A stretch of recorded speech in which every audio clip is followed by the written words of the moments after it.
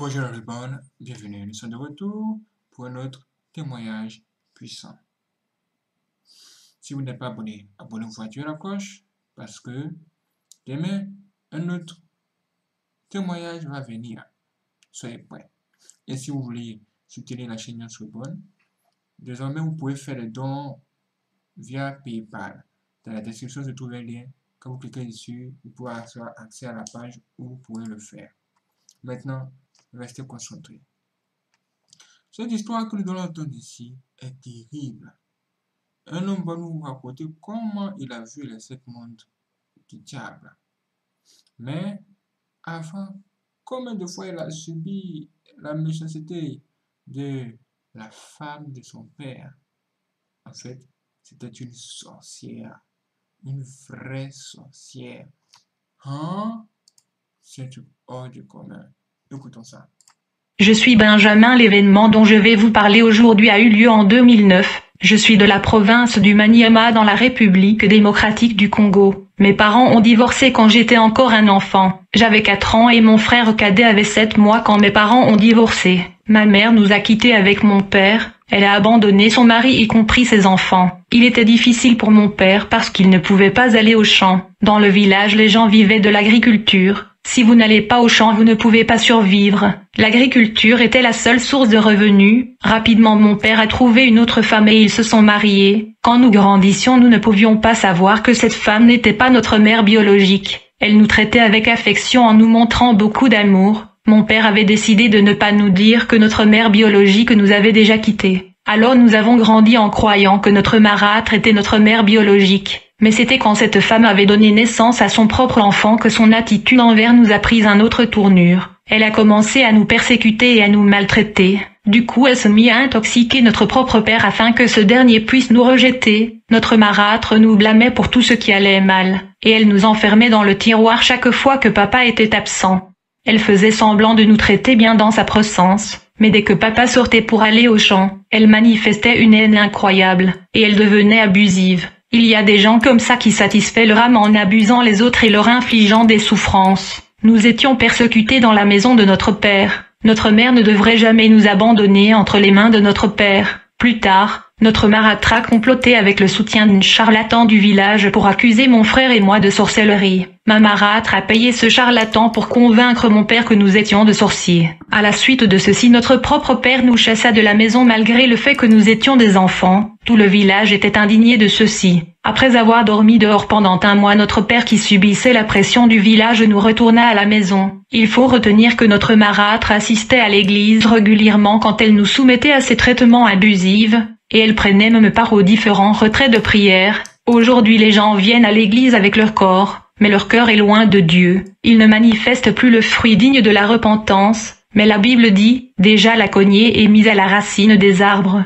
Tout arbre donc qui ne produit pas de bons fruits sera coupé et jeté au feu. À la fin, ma marâtre a décidé de tuer moi et mon frère cadet. Elle a comploté de nous empoisonner. Nous avons soudainement remarqué un changement dans son attitude envers nous. C'était étrange et bizarre. Elle était devenue douce et gentille à notre égard. Bien aimé quand ton ennemi devient soudainement gentil envers toi. Tu dois être prudent. Il y a sûrement un complot derrière cette gentillesse. Un de ces jours, ma marâtre cuisina notre nourriture préférée. J'avais senti le doute en moi avant de manger cette nourriture. Mais comme j'aime la viande, je me suis mis à le manger. Je n'avais même pas fini de manger cette nourriture quand le pire arriva. En fait, j'ai commencé à sentir des inflammations dans ma bouche et dans mon estomac. À vrai dire, le poison avait blessé mon estomac et ma bouche. Ma marâtre avait mis le poison tellement en grande quantité que je me suis retrouvée à l'hôpital avant même de finir ce repas. Les gens pensaient que c'était juste une de ces maladies, et le médecin ne pouvait pas diagnostiquer ce poison. À la fin, j'ai succombé dans cet hôpital. Je ne savais pas que j'étais mort. Alors j'ai commencé à voir les choses. Nous devons comprendre que la mort est un processus. D'abord, lorsque le médecin me parlait, je commençais à les entendre comme s'ils étaient à une grande distance malgré le fait qu'ils étaient à quelques centimètres de mon lit. Quand le docteur quitta ma chambre, j'ai entendu le bruit d'un véhicule. Ce qui est étrange est que ce véhicule avait garé à l'intérieur de l'hôpital à la porte de ma chambre au lieu de garer dans le parking de l'hôpital. Je ne savais pas que c'était un véhicule céleste. Alors j'ai vu des gens vêtus de blanc qui sortaient de ce véhicule. Ils étaient vêtus de vêtements blancs purs. Je voyais cette scène se dérouler devant moi alors que personne d'autre ne pouvait la voir. Après cela j'ai vu des anges du Seigneur vêtus en blanc chanter des chants d'adoration au Seigneur. Je ne savais pas que j'avais affaire aux anges du Seigneur envoyés par Dieu afin de me conduire dans l'au-delà, tandis que les anges du Seigneur chantaient des chants de louange dans cet hôpital. Le processus de la mort était en cours. J'ai commencé à sentir comme si mon cœur s'explosait. J'ai dit au docteur, « S'il vous plaît, dites à ces gens qui chantent d'enlever leur véhicule et arrêter de chanter ces chansons. » Mais le médecin et l'infirmière qui m'avaient entouré ne pouvaient pas voir le véhicule céleste et les anges du Seigneur chantant le chant d'adoration à Dieu autour de leur véhicule de lumière. Quelque temps après, j'ai vu une bête apparaître dans la chambre de l'hôpital. J'étais sur le point de crier quand soudainement j'ai perdu ma voix. Parfois quand les gens sont sur le point de mourir, ils vont commencer à voir les choses inexpliquées, même les démons.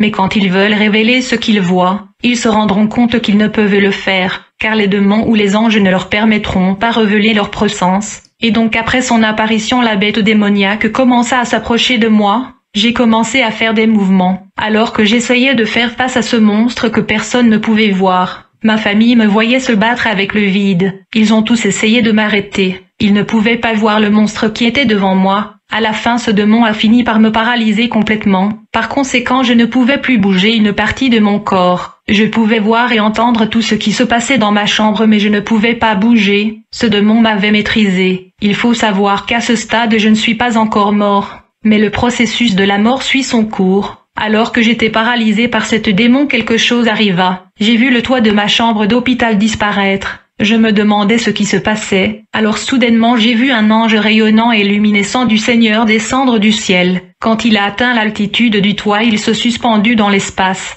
Puis il a tiré un fouet et il a frappé la bête démoniaque qui était venue capturer mon âme. J'ai vu ce démon s'enfuir de ma chambre. Puis l'ange du Seigneur me dit, « Benjamin, ton heure est venue, et je suis venu te prendre, nous devons voyager. » Mais pendant que l'ange étincelant du Seigneur me parlait, j'entendais le docteur parler à ma famille. Je ne savais pas qu'à ce stade j'étais déjà mort, et le docteur disait à ma famille de fermer mes yeux. Ensuite l'ange m'a fait asseoir sur le lit, bien que tout le monde voyait mon corps allongé sur le lit. Alors l'ange du Seigneur m'a tenu par la main et me souleva. À vrai dire, l'ange du Seigneur libérait mon âme de mon corps. Quand l'ange du Seigneur arrachait mon âme de mon corps, je sentais comme si j'ai tremblé et j'ai chancelé. Mais quand je me suis tenue sur mes pieds, j'ai ressenti de l'énergie et de la force. En fait, dès que je me suis tenue debout, je me suis rendu compte que j'étais complètement guérie de ma maladie. J'étais tellement étonnée que je me suis mis à remercier l'ange du Seigneur. Je ne réalisais pas que mon corps était toujours allongé sur le lit, et que c'était mon esprit qui était libéré de mon corps. Le tremblement que j'avais ressenti était à vrai dire la séparation entre mon esprit et mon corps. Quand nous mourons et nous nous séparons de notre corps, c'est comme si nous naissons à nouveau. Il y a plus de vitalité et d'énergie que quand nous sommes dans notre corps,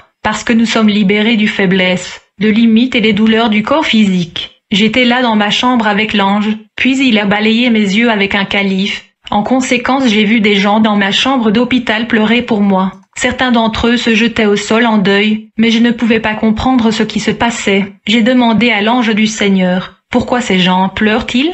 Voulez-vous les calmer s'il vous plaît ?»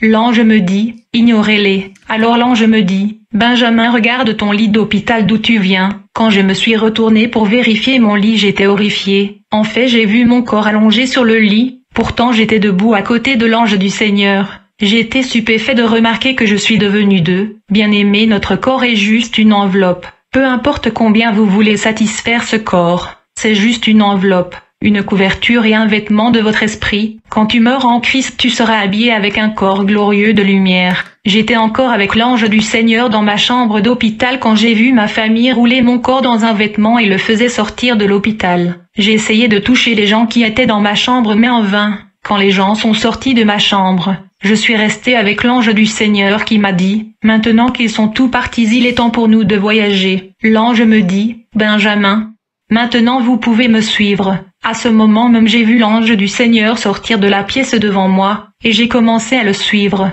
Mais j'ai remarqué que nos pieds n'étaient pas soumis à la loi de la gravité. Je ne touchais plus le sol, puis nous sortîmes de l'hôpital. J'étais encore surpris que je ne touche pas le sol. L'ange du Seigneur m'invita à lui rejoindre dans le véhicule céleste. Au moment où je me suis assis à l'intérieur du véhicule céleste, j'ai ressenti un vent puissant autour du véhicule. Je ne sais pas si c'était les roues de la voiture céleste qui tournaient, et puis après un puissant tourbillon nous a transportés dans les airs. Le véhicule ne conduisait pas sur le sol mais il effectuait un manœuvre et un vol vertical vers le ciel à la vitesse de la lumière. Je ne voulais pas observer la terre car j'étais intimidé par le niveau et le degré de la vitesse de cet engin volant. La Bible dit, comme il marchait et parlait, voici, un chariot de feu et des chevaux de feu les séparaient.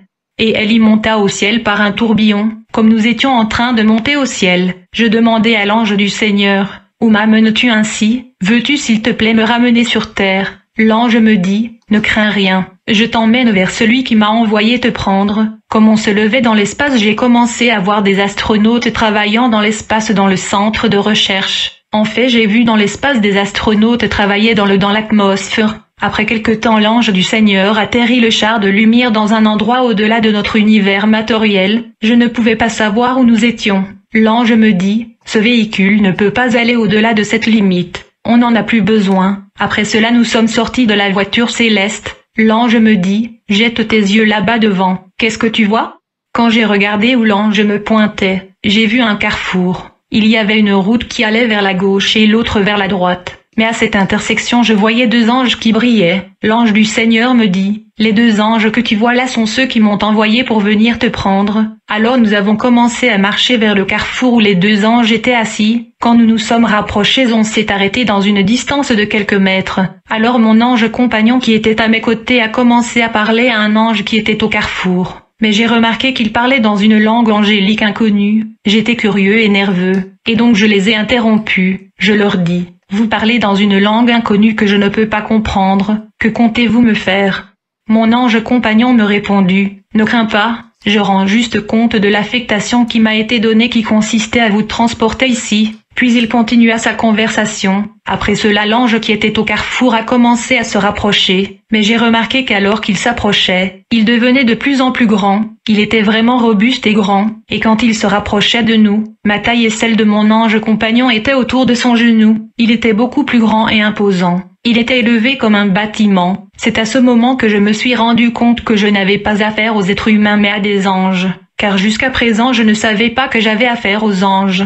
Quand j'ai vu la hauteur et la longueur de cet ange, j'ai réalisé que je traitais avec des anges du Seigneur. En fait, tous ces anges étaient de la catégorie des anges qui traitent de l'au-delà et du transport des âmes des croyants au ciel. Alors mon ange compagnon me dit, ma responsabilité et mon devoir sur vous est terminé. Je vous laisse avec mon supérieur qui s'occupera de vous. J'étais tellement étonné et perplexé par la taille de cet ange que j'ai refusé ceci. Je lui ai dit, comment pouvez-vous me laisser avec un homme qui est aussi grand qu'une gratte-ciel?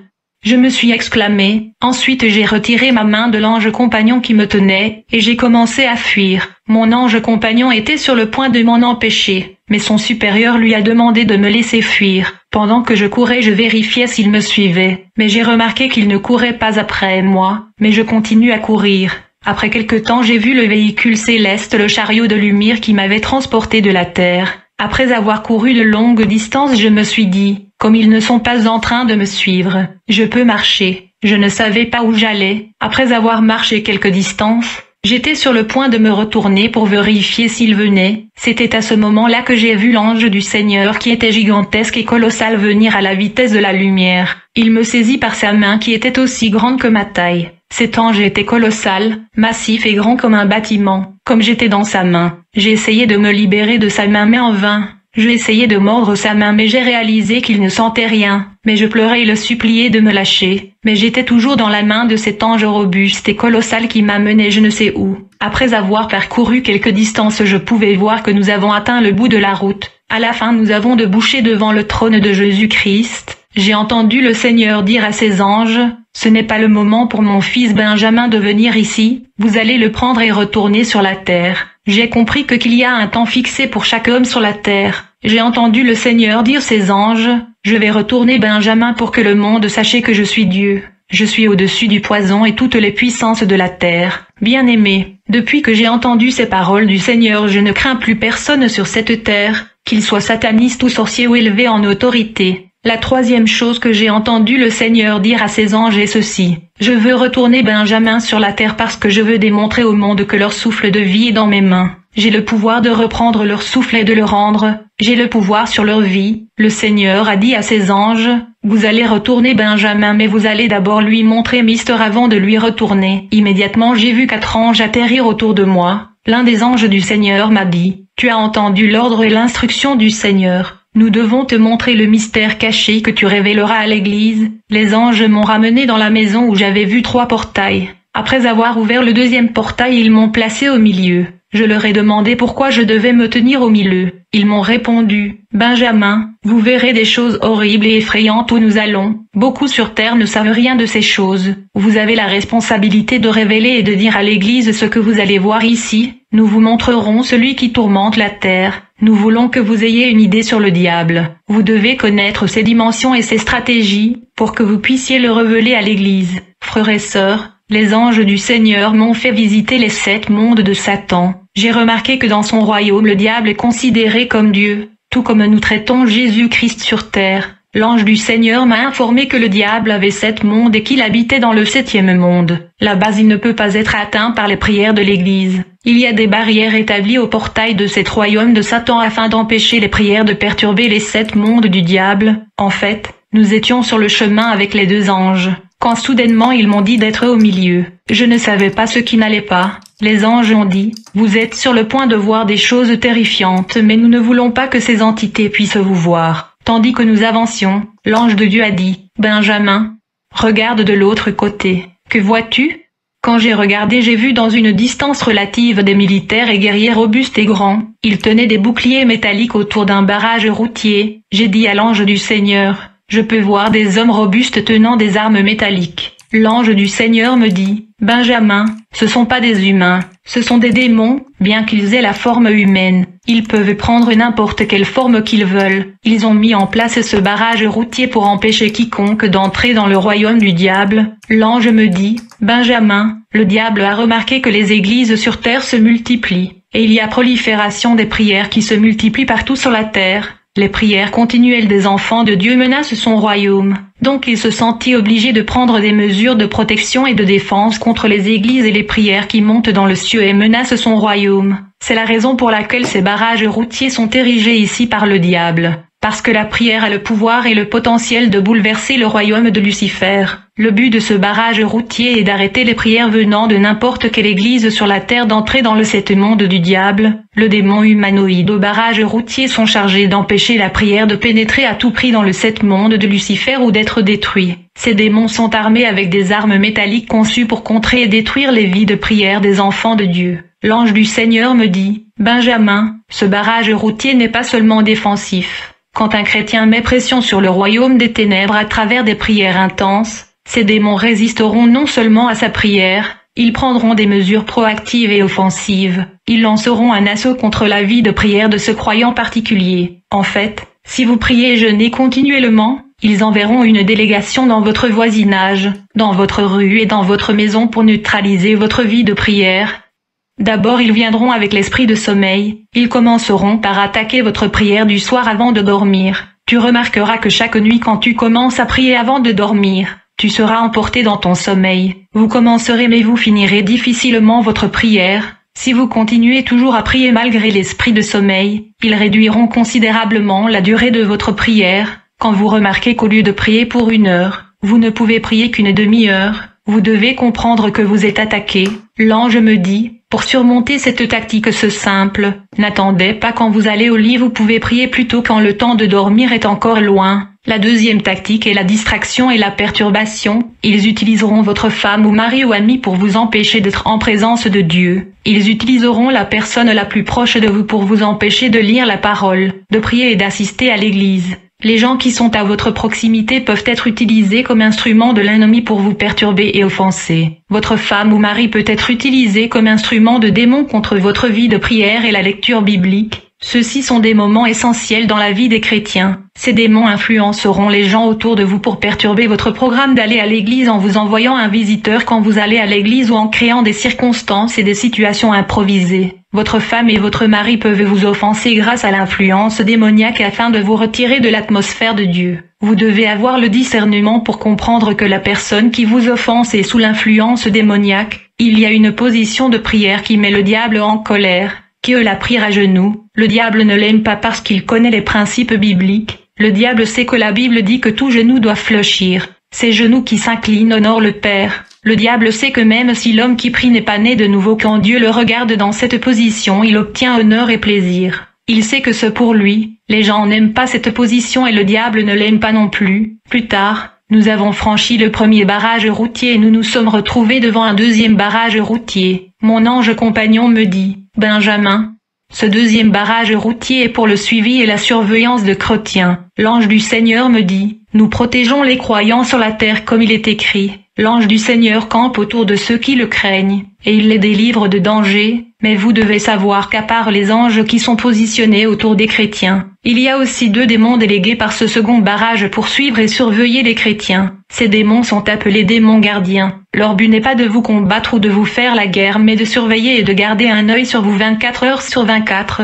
Si jamais vous allez pécher, et si vous avez commis un péché, un de ces 2 démons gardiens restera. Mais l'autre démon va rapidement voyager dans le 7 monde de 7 ans pour vous accuser et vous rapporter à leur Seigneur. Il lui dira que l'homme qui mène la guerre contre nous, l'homme qui est notre ennemi, vient de commettre un péché. Nous pouvons le punir, chers frères et sœurs. Quand vous péchez, vous devez confesser tout de suite. Car les démons gardiens qui vous surveillent publieront les nouvelles dans le 7 royaume du diable, et il exhortera tout le monde à agir et prendre de mesures contre vous. Bien-aimés, quand vous péchez, vous donnez au diable un droit légal sur vous. Beaucoup des aspects de votre vie peuvent être touchés et détruits. Des choses qui n'étaient pas possibles pour le diable deviennent à sa portée. Donc le mandat de ces 2 démons gardiens est de surveiller les chrétiens et lui rapporter quand il commet un péché. Mes frères et sœurs, il y a des choses qui arrivent aux chrétiens qui les dérangent. Ils se demandent pourquoi le Seigneur a permis cela. Mais en vérité, ce sont eux qui ont ouvert la porte. L'ennemi a pu toucher et détruire un aspect de leur vie. Après avoir passé ces 2 barrages gardés par des démons, nous marchions quand l'ange me dit, « Benjamin,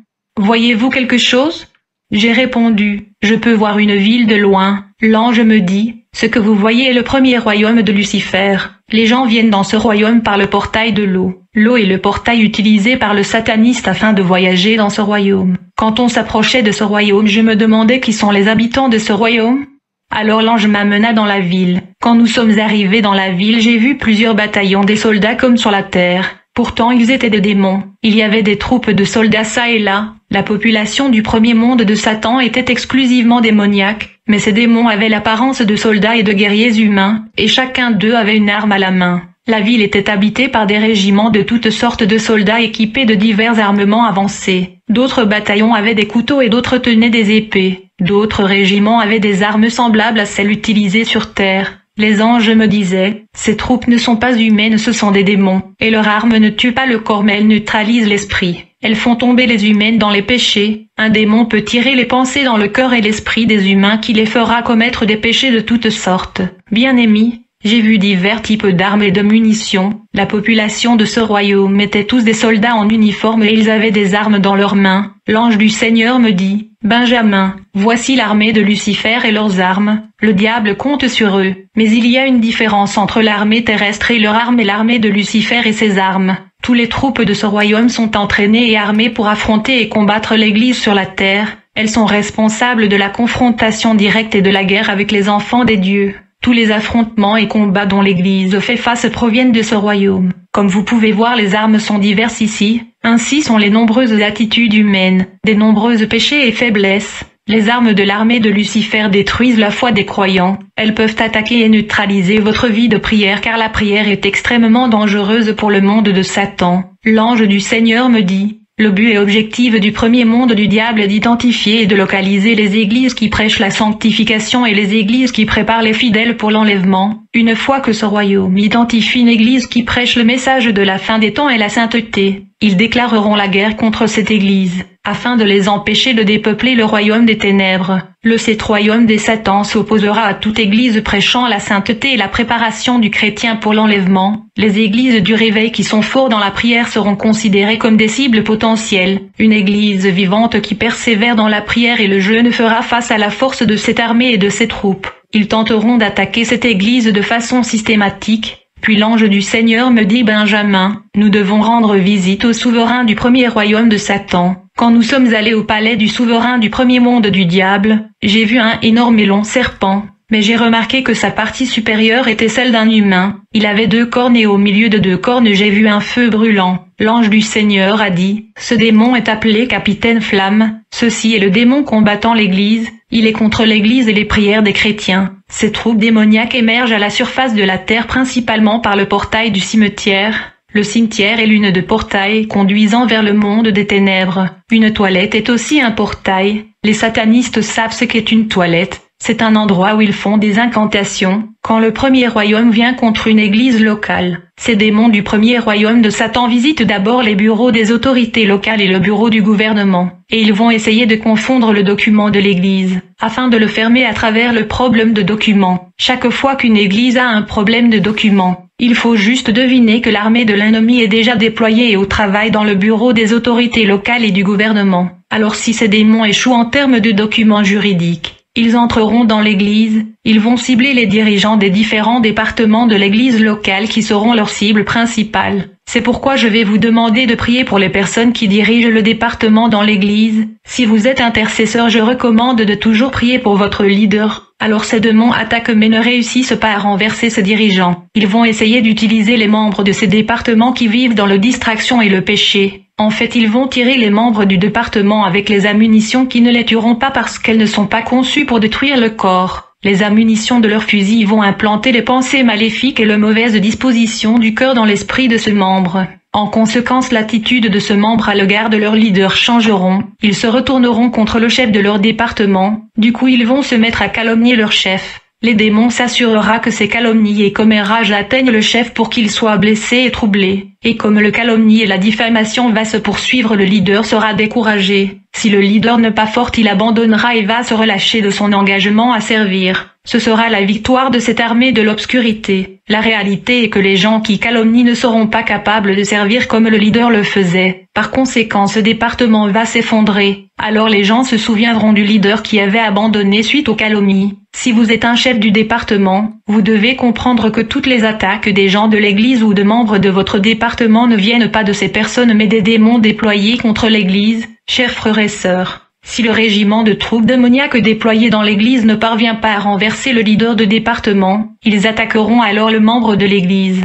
Dans ce guerre et conflit invisible, personne n'est dans la zone démilitarisée. Nous sommes tous en guerre. Si vous ne parvenez pas à engager l'ennemi vous engagera. L'ange du Seigneur m'a dit, les démons iront jusqu'à vérifier le message que le pasteur prépare au jour de l'église, et s'ils découvrent que le message bénéficiera à un chrétien particulier, ils vont se battre pour empêcher ce croyant de venir à l'église en lui envoyant le visiteur au moment où il était censé venir à l'église. Je peux seulement vous dire de ne pas manquer l'église à cause d'un visiteur. J'ai dit que l'entité gouvernant ces armées dans le premier royaume de Satan est un énorme serpent ayant une tête humaine, mais sur sa tête il y a 2 cornes et entre les 2 cornes il y a une flamme de feu. Le nom de cet esprit diabolique est Capitaine Flamme. Les anges disent, son activité principale est la destruction des églises. Si toutes ses troupes et bataillons échouent contre une église, il quittera son trône et viendra seul. Il atterrira dans cette église et il rampera sur cette église, et il jettera ses 2 cornes sur le sol. En conséquence, l'église sera divisée en 2 camps. La division dans l'église locale est une manifestation de son attaque. Alors nous avons voyagé vers le 2e monde de Satan qui est une dimension fréquentée par de mystiques,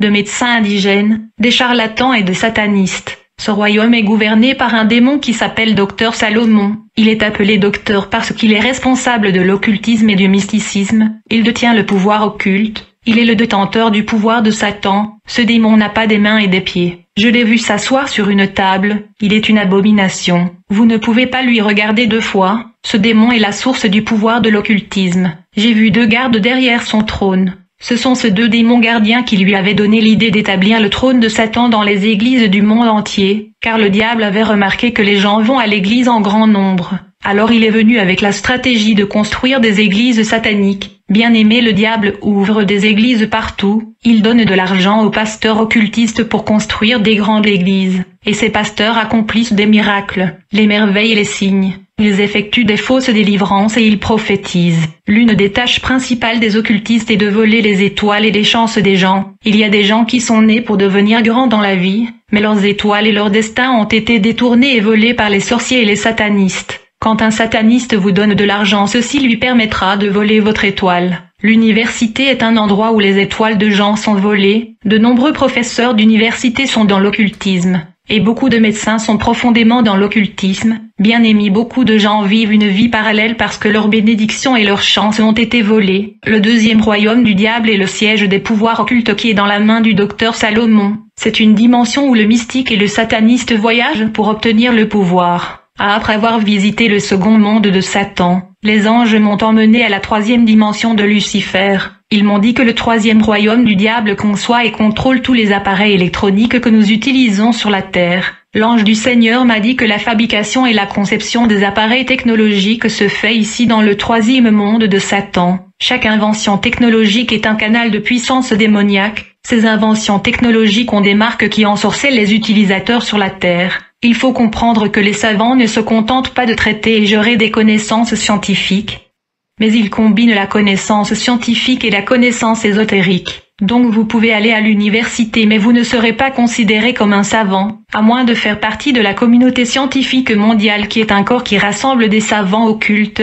La plupart des inventions technologiques n'ont rien à voir avec la connaissance scientifique mais la connaissance métaphysique et ésotérique. Le diable utilise la technologie comme un outil de manipulation. Il y a occultisme dans la technologie mobile comme Android et Apple. Il y a des fonctionnalités dans l'Android qui doivent être évitées. Vous pouvez être initié et connecté de manière subconsciente. Le diable a rendu facile l'accès à la pornographie pour jeunes par le moyen de téléphones intelligents. Le réseau social est le siège du pouvoir satanique en ce temps de la fin. Il y a des mouvements mystiques qui recueillent des photos de Facebook et les utilisent dans le rituel. Il faut noter que l'Internet signifie beaucoup net ou des filets, et le but du net ou filet est pour attraper les cibles. En termes de télévision, il y a des images qui transmettent les démons aux téléspectateurs, et même les croyants sont transmis des démons juste en regardant la télévision. De simples images télévisées peuvent transmettre des démons aux gens qui les regardent. L'ange du Seigneur m'a dit, une fois qu'un appareil électrique ou électronique est conçu dans le troisième monde de Satan, un de leurs savants sur la terre sera choisi pour le concrétiser sur la terre. Bien-aimés, vous devez comprendre que de nombreux appareils électroniques sont contrôlés par le troisième royaume du diable, en dépit du fait qu'ils sont utilisés sur Terre. Laissez-moi vous dire que la technologie de la téléphonie mobile a été conçue dans le troisième royaume du diable. Il ne faut pas trop hasarder dans des options et fonctions compliquées, parce qu'il y a des choses cachées. Vous pourriez être initié comme ça.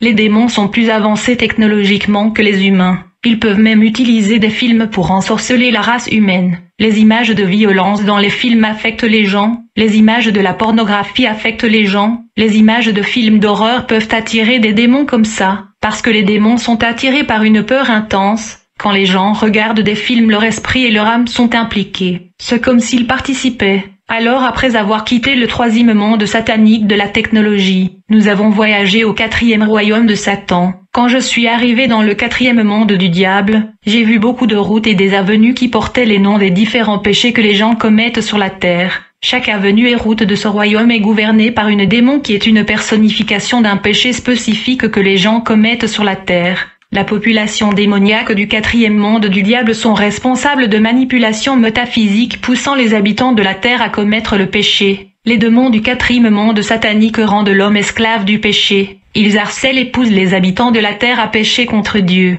J'ai vu beaucoup de routes dans le quatrième monde satanique, et chaque route était contrôlée par un démon spécifique lié à un péché spécifique. Je me souviens quand nous avons vu le démon de la fornication dans son avenue. Quand ce démon nous a vu marcher dans son avenue, il s'est levé de son trône. J'ai remarqué qu'il avait l'organe sexuel masculin et féminin. Il était mâle et femelle, je veux dire hermaphrodite. Il avait le corps de l'homme et de la femme. Il pouvait s'accoupler pour se satisfaire sexuellement. Ce démon s'appelle Maïmona. Quand ce démon nous vit marcher dans son avenue, il commençait à faire des incantations pour ensorceler la population mondiale et le pousser à l'impudicité et commettre l'immoralité sexuelle. Bien-aimé, il y a un démon derrière chaque péché commis sur la terre. Ces démons harcèlent la population mondiale en commettre le péché. Tous les péchés commis par l'homme sur la planète Terre sont le résultat du contrôle et de la manipulation démoniaque des démons du quatrième royaume satanique. Ce royaume est les responsables des péchés des humains. Il les calcule et les orchestre en harcelant des humains à pécher. J'ai vu le démon des mensonges dans ce royaume dans son avenue. Ce démon est honoré par la technologie du téléphone portable car les gens mentent facilement au téléphone. Les gens honorent ce démon le jour du poisson d'avril.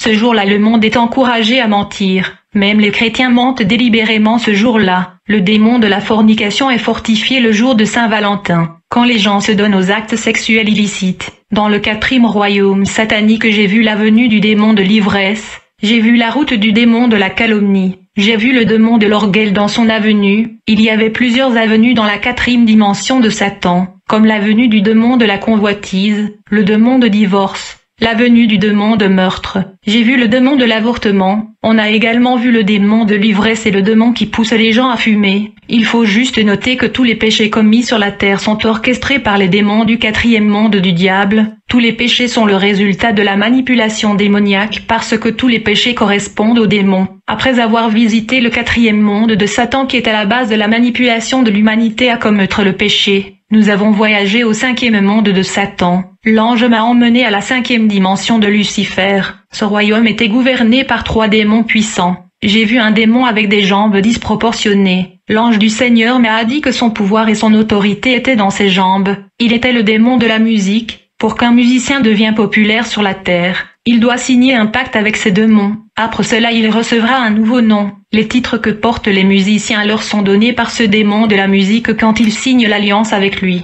Et ce démon fera en sorte que leur nom devienne plus populaire. Et chaque fois qu'ils sortent un nouvel album, ils obtiennent de nouveaux noms et titres. Et beaucoup de musiciens chantent pour des démons. Ils citent leurs noms dans leurs chansons. Mais les gens pensent qu'ils parlent de personnes naturelles. Laissez-moi vous informer que le style des habillements de ces musiciens viennent de ce royaume. Le 2e démon opérant dans ces domaines est les démons de la maladie. Quand la maladie attaque dans la vie, tout est paralysé dans la vie d'un homme. La maladie est utilisée comme une arme par ces démons contre les chrétiens. Alors l'ange du Seigneur me montra le dernier démon du 5e monde du diable. Il était assis sur un trône. Mais derrière son trône était un arbre avec beaucoup de branches, et ces branches avaient des chaînes et des cadenas autour d'eux. L'ange me dit qu'il était le démon de pauvreté et de blocage. L'ange me dit, ce démon commence par enchaîner les gens. S'ils remarquent qu'ils bougent, alors ils utilisent les cadenas. Ils n'attaquent pas le manger et le boire d'âne la vie des gens. Mais ils se lèvent quand vous voulez percer et sortir de la pauvreté et la misère. Mais quelquefois ils pourraient venir après le peu que vous avez. Alors l'ange a commencé à m'expliquer une vérité sur ces démons. L'ange me dit que ce démon n'est pas affecté par la prière. J'étais désespéré quand j'avais entendu l'ange parler de la sorte. Parce qu'autant que je sache, la prière est la force d'un chrétien. Et si nous gagnons, c'est à cause de la prière. Mais comment est-ce que la prière n'affecte pas ce démon? L'ange du Seigneur me dit, vous pouvez essayer de détruire le blocage et la pauvreté par la prière. Cela ne marchera pas. Souvenez-vous de l'histoire de Lazare et l'homme riche. Lazare était un homme qui craignait Dieu, mais il était pauvre. La crainte du Seigneur vous conduira au ciel. Il ne vous rendra pas riche. La prière ne détruira jamais la pauvreté. C'est la semence combinée avec la prière qui peut détruire la pauvreté. Aussi longtemps que vous ne pratiquez pas les principes de semer et donner, le démon du pauvreté et blocage aura de l'avantage sur vous. Le principe de la bénédiction est de semer et de donner, pas la prière. Et donc ce démon des pauvretés n'a pas peur de la prière. Vous pouvez être plus fort dans la prière et être pauvre. Le secret de la bénédiction matérielle, ce n'est pas la prière mais le donner combiné avec la prière. Cela doit devenir un mode de vie. C'est pourquoi chaque fois que vous voulez donner à Dieu, ce démon inondera votre esprit avec beaucoup de pensées sur ce que vous pouvez faire avec votre argent.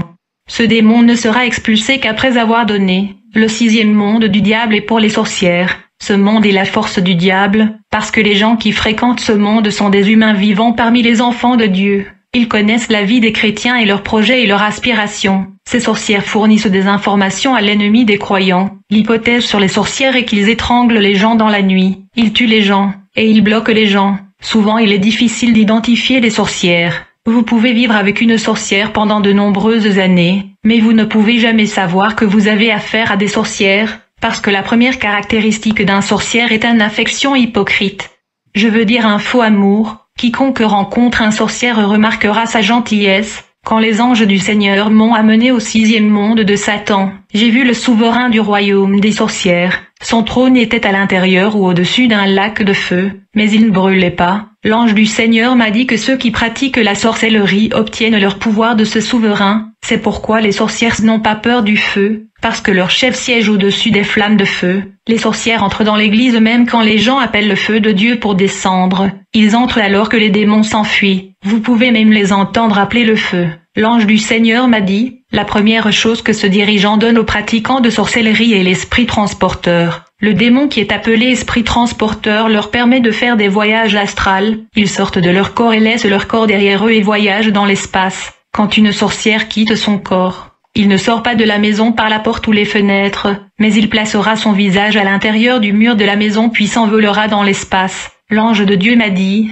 il faut noter que quand un sorcier vole dans l'espace, l'esprit téléporteur ou transporteur lui permettent de voir au-delà des murs et de toits de toutes les maisons qu'il survole, sauf celles de chrétiens nés de nouveau et ceux craignent Dieu. Grâce à cet esprit transporteur, le mur et les toits des maisons deviennent transparents. Donc quand les sorcières volent dans l'espace, ils peuvent voir tout ce qui se passe dans toutes les maisons. Ils peuvent voir les gens couchés dans leur lit. Ils peuvent contempler ceux qui ont des rapports sexuels dans leur chambre. C'est comme si les gens dormaient à l'extérieur de leur maison. L'ange du Seigneur me dit, quand les sorcières et les démons viennent dans la nuit pour attaquer le chrétien, nous manipulons la réalité physique afin de les confondre. Nous transformons la maison du croyant en des lacs d'eau ou de des flammes ardentes de feu. Donc ils ne peuvent rien faire et ils partent dans la confusion. C'est pourquoi quand ils viennent dans la journée pour vérifier, au lieu de voir le lac d'eau, ils voient que tout normal et ils sont plus dans la confusion. Ils ne peuvent pas vous voir dans la nuit. C'est pourquoi ils viennent vérifier dans la journée. Le second pouvoir donné aux pratiquants de la sorcellerie est la capacité de porter un faux visage et une fausse identité afin de cacher leur véritable identité. Parce qu'ils ont peur du don de vision et du don de révélation que le Seigneur a donné à ses enfants. Ils peuvent porter l'apparence de quelqu'un d'autre.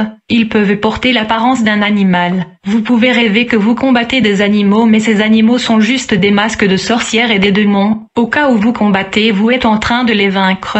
Au cas où vous maîtrisez ces animaux dans les rêves, les sorcières seront en colère contre vous dans la journée, mais au cas où ces sorcières sont en train de vous vaincre la nuit dans le monde astral de rêve, vous remarquerez qu'ils sont gentils avec vous dans la journée. Le troisième pouvoir donné aux sorcières est le pouvoir de la bilocation, la capacité à être dans deux endroits différents en même temps. L'esprit transporteur permet également aux sorciers et sorcières de modifier ou changer leur âge et leur apparence dans la nuit. Un enfant dans la journée peut devenir adulte la nuit. Il va se marier et même avoir des enfants. Il y a des enfants sorcières mais qui deviennent des adultes la nuit, et ils occupent des grandes places dans le monde des sorcières. Ces enfants ont la caractéristique des adultes dans la journée. Ils ne respectent personne, et ils ne craignent personne, parce qu'ils sont des grandes personnes dans la nuit, mais leur santé est médiocre la journée. Il y a aussi des personnes âgées sorciers qui se transforment en jeunes gens la nuit. L'autre capacité donnée aux sorcières est la communication par les mains et les doigts.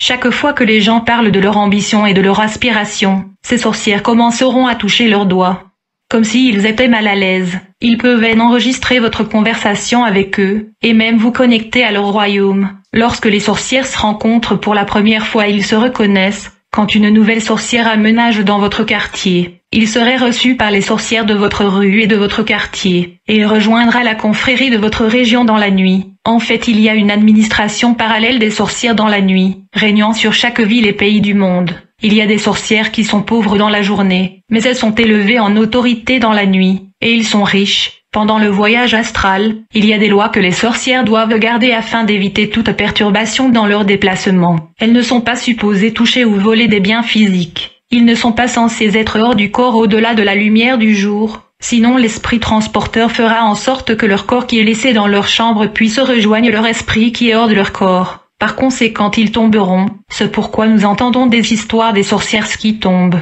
C'est parce que leur corps qui a été laissé dans leur chambre a rejoint et s'est réuni avec leur âme qui était hors de leur corps. L'ange du Seigneur m'a informé qu'il y a 4 départements dans le monde spirituel de la sorcellerie. Le premier département du monde de la sorcellerie est celui de mécanicien. Vous pouvez vous demander quelle est l'importance de la mécanique dans le monde astral. Dans le monde des sorcières, il y a des avions et des véhicules. Mais les avions de sorcières sont différents des avions que nous avons dans le monde physique, surtout en termes de vitesse. Les avions invisibles des sorcières volent à la vitesse de la lumière, ou la vitesse de la pensée. Vous devez comprendre qu'une sorcière peut voyager de l'Afrique à l'Amérique et revenir en quelques minutes. En fait, les sorcières internationales voyagent partout dans le monde pour ensorceler et lancer des sorts sur les gens. C'est pourquoi ils ont besoin des avions et des engins volants. Mais les avions du monde astral et les voitures des sorcières voyagent en utilisant une trajectoire spécifique et établie, et ils sont guidés vers leur destination par les étoiles. En vrai dire, c'est quand un avion astral de sorciers survole une église et des maisons de chrétiennes qu'elles prennent feu.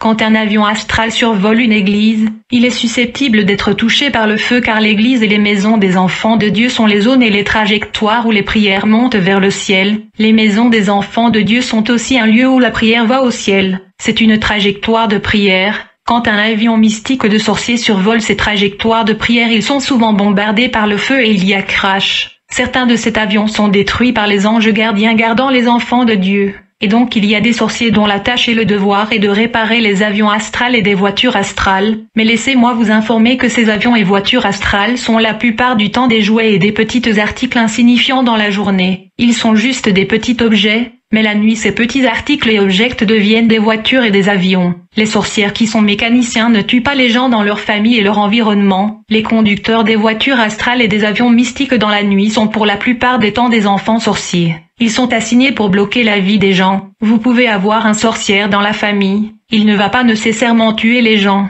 mais vous remarquerez que personne n'a réussi et personne n'a percé dans la famille. Les hommes ne trouvent pas d'emploi. Les femmes ne peuvent pas se marier. Les sorcières qui sont des mécaniciennes la nuit sont très sales la journée. Il y a des sorcières qui sont toujours sales parce qu'elles sont des mécaniciens la nuit. Le deuxième département de sorcellerie est celui de pilotes et des conducteurs des avions et des véhicules astrales. Il y a des sorcières qui conduisent des avions et des voitures la nuit. Dans la nuit, la plupart des pilotes et des conducteurs astrales sont des enfants. Quand un enfant est initié à la sorcellerie, ils vont l'entraîner à être pilote ou conducteur. C'est pourquoi il est difficile pour ces enfants d'abandonner la sorcellerie. L'assignation et affectation de ces enfants pilotes dans la journée est de propager la sorcellerie parmi les enfants. Le troisième département des sorcières est composé de chefs. Les chefs sont des sorcières dont la tâche et le devoir la nuit est de cuisiner la chair et la viande humaine pour les autres sorcières. Les réunions de la sorcellerie est toujours comme une fête. Ils boivent le sang humain, ils ont des rapports sexuels et des orgies sexuelles, ils dansent et ils mangent de la viande humaine. Les sorciers qui sont des chefs ont le devoir de cuisiner la chair humaine la nuit dans les rassemblements de sorciers.